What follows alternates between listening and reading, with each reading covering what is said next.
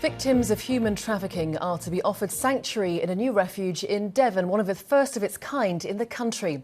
The charity Restore will offer long-term help to victims of modern-day slavery as they try to rebuild their lives. Well, our community affairs correspondent, Caris Edwards, has been to meet one woman who recently escaped after years of exploitation.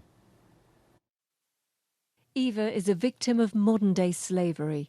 Now living in the southwest, she's too scared to be identified, fearing reprisals from those who held her captive for several years. There was no hope for me. Everything around me was horrible. People were beaten, I was tired, I was threatened. Yeah. There was never-ending trouble and hardship and hard life. She came to the country from Eastern Europe on the false promise of work in a major UK city. Instead, she was exploited and abused, forced to work for no pay in a factory by day and as a domestic servant by night. I went to sleep with tears on my face all the time. I was crying a lot. Now a charity in Devon is planning to open a sanctuary to provide a refuge for women like Eva. What kind of house would be suitable? Yeah. Restore is contacting landlords in their search for a suitable house to offer shared accommodation to several victims, offering the chance to escape slavery and rebuild lives. The Home Office estimates there are 13,000 in slavery in the UK. In the southwest last year, 38 people were officially recorded by police as possible victims, but the charity believes that's the tip of the iceberg. It's a serious issue nationally, but also in the southwest. It's often going on under our noses, sometimes in our streets, but we don't see it. I think people don't realise that human trafficking is a problem. The concept of modern-day slavery can be difficult to grasp. They're not locked up, but it's not so simple to walk away. They don't have physical chains, they've got mental chains and emotional chains. And so they don't leave and they can't leave because they're so scared of what might happen to them afterwards.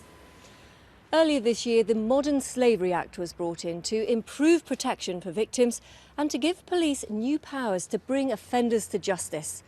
The refuge, which is due to open later this year, will also bring new hope.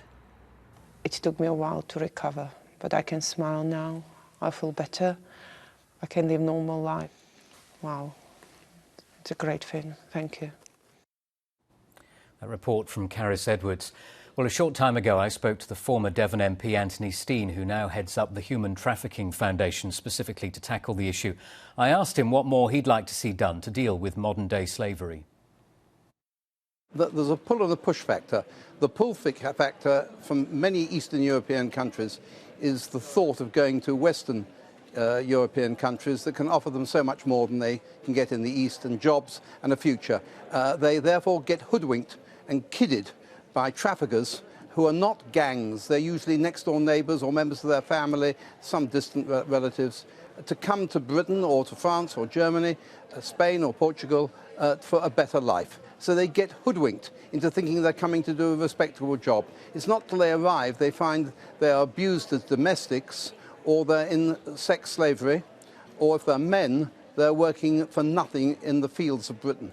And therefore, there's very little that can be done about the pull factor, and telling people what the dangers are isn't sufficient to stop them coming. So I fear the pull factor is very great.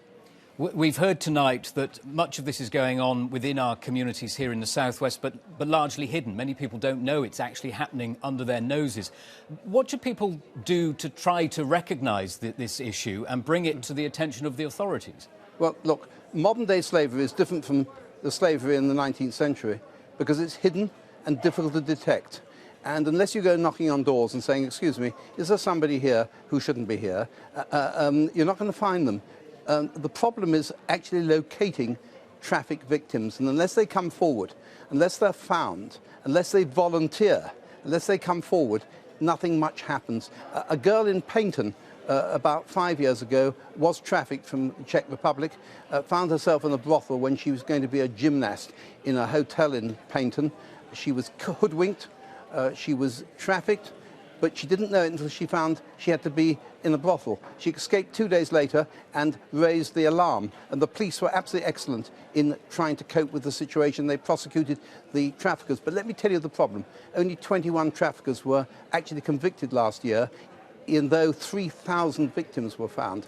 So the fact that you in fact find victims doesn't mean you're going to find traffickers. And traffickers aren't all evil criminals, as I said.